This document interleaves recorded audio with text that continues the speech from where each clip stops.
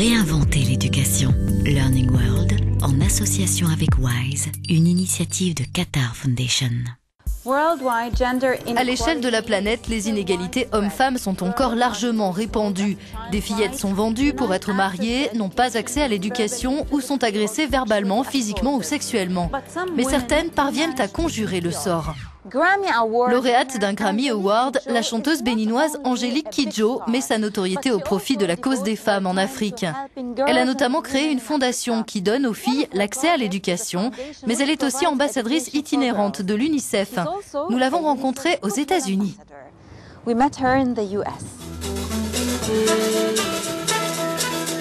Béninoise d'origine, française d'adoption, Angélique Kidjo a cette fois posé ses valises dans un studio de New York.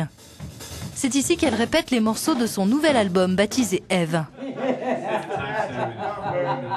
Le dernier album s'appelle Eve, c'est le surnom de ma maman et ça parle des femmes. Cet album est dédié aux femmes africaines, à leur beauté et à leur résilience. C'est en Afrique subsaharienne que les inégalités entre les sexes sont les plus importantes au monde, notamment en matière d'accès à l'enseignement secondaire.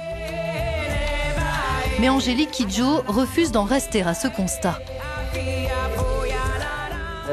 On est victimisé complètement et c'est comme si les femmes africaines sont le summum de la souffrance et qu'on n'a pas de joie et il n'y a pas de beauté chez nous, alors que c'est pas ça. C'est grâce au courage de sa mère qu'Angélique Kidjo a pu aller à l'école au Bénin. Elle lui a permis d'envisager un avenir d'émancipation et de musique. Au sein de l'association qu'elle a créée, la chanteuse veut faire de même pour les fillettes privées d'éducation. Les jeunes filles que je mets à l'école, c'est pour leur permettre d'aller jusqu'à la fin du secondaire et éventuellement jusqu'à l'université pour être les prochains leaders du monde, de l'Afrique, tout du moins changer, transformer l'Afrique par une vision différente en travaillant en collaboration avec des hommes qui ont cette vision progressiste aussi. Aujourd'hui encore, dans le pays natal d'Angélique Kidjo, seule une fille sur 3 est scolarisée en primaire.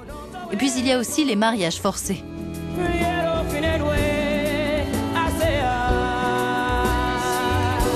Il faut qu'on arrive à arrêter ce cycle infernal de chair fraîche qu'on donne à des personnes, à des vieillards qui sont en fin de vie ou qui ont déjà énormément d'enfants qui ont le même âge que la petite fille qu'ils mettent dans leur lit. Pour moi, ce n'est pas une tradition qui nous rend honneur.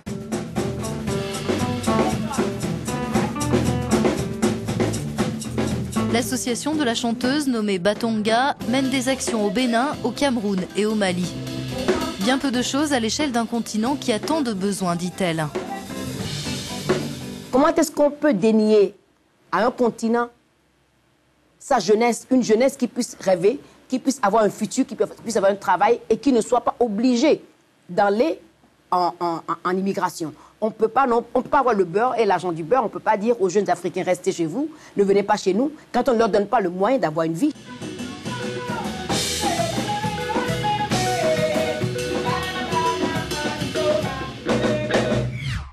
Guess who we are talking to next? Elle a été la première femme à conduire une voiture au Somaliland, une enclave de Somalie, mais aussi l'une des premières à y devenir ministre. Il s'agit d'Edna Adan Ismail, ancienne collaboratrice de l'Organisation mondiale de la santé et fondatrice de la meilleure maternité de sa région.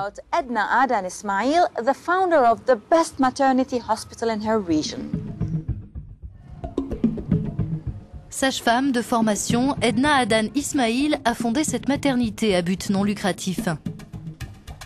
Épouse d'un ancien président du Somaliland, la septuagénaire a fait ses études en Grande-Bretagne avant de travailler pour l'OMS, puis de revenir dans son pays une fois la retraite venue.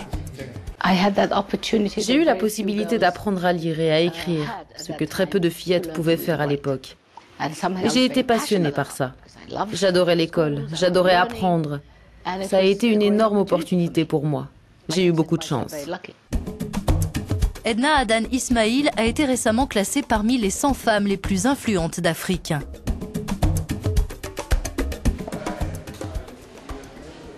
En ouvrant cette maternité en 2002, elle a voulu faire profiter sa terre natale de tout ce qu'elle a pu apprendre à travers le monde.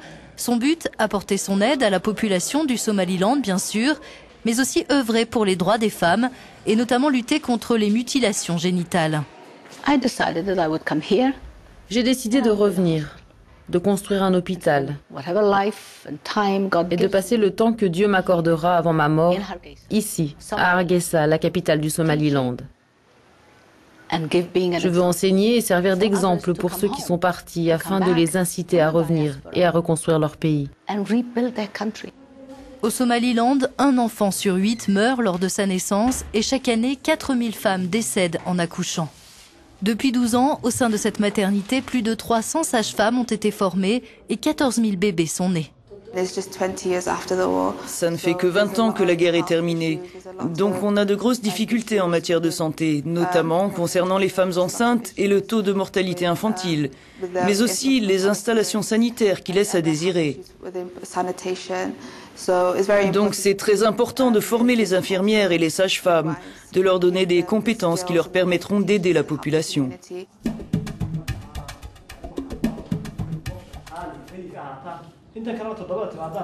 La formation, l'éducation, c'est un droit qu'Edna Adan Ismail ne cessera de défendre.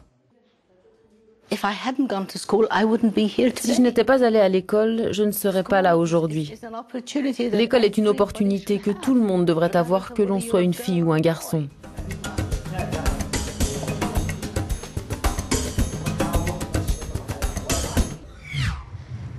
Autre femme d'exception, l'italienne Cristina Zenato évolue dans un monde d'hommes. Son métier, plonger avec les requins. Elle est d'ailleurs l'une des meilleures au monde dans cette discipline qu'elle enseigne aujourd'hui aux Bahamas. Suivons-la aux côtés de ces grands prédateurs. Elle se sent parfois comme un poisson hors de l'eau. Cristina Zenato ne vit que pour la plongée à laquelle elle s'est initiée ici il y a 16 ans. Aujourd'hui, elle rivalise avec les meilleurs moniteurs de la discipline et travaille pour l'association des explorateurs sous-marins UNEXO. La mer, l'eau, l'océan, les lacs, les rivières, ça a toujours été ma passion. Peut-être que quand je suis venue ici pour apprendre la plongée sous-marine, j'ai réalisé que je pouvais en vivre. Au programme ce jour-là, nourrissage de requins avec des lycéens dans le cadre d'un programme scolaire mené sur 3 ans.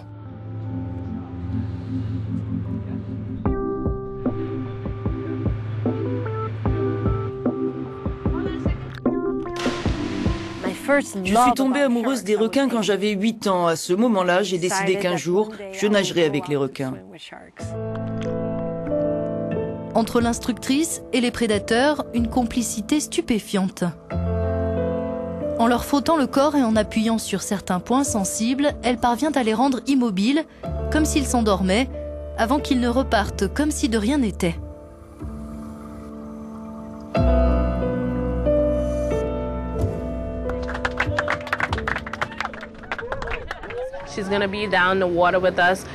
Elle vient avec nous sous l'eau, elle nous fait partager ses années d'expérience et on sait qu'elle prend toutes les précautions qu'il faut.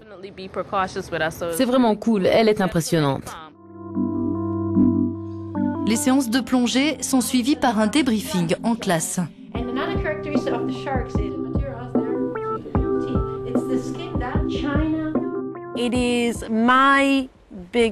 C'est ma plus grande réalisation, mon plus grand bonheur.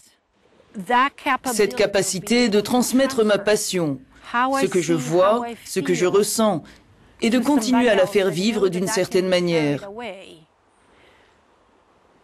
C'est un sentiment incroyable. Mentor de Christina, Ben Rose, plongeur mythique, qui a appris à la jeune femme l'art du nourrissage de requins.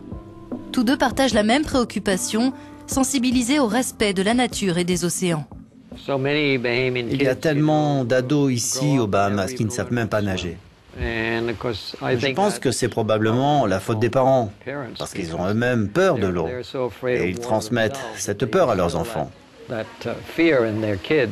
Donc, l'éducation a un rôle important à jouer.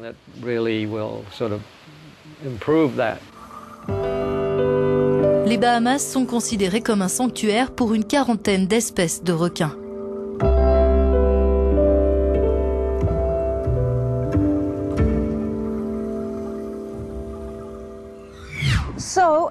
C'est tout pour aujourd'hui. D'après vous, où en sont les femmes sur le chemin de la parité?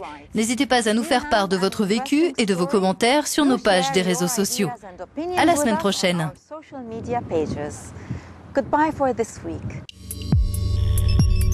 Learning World, en association avec WISE, une initiative de Qatar Foundation.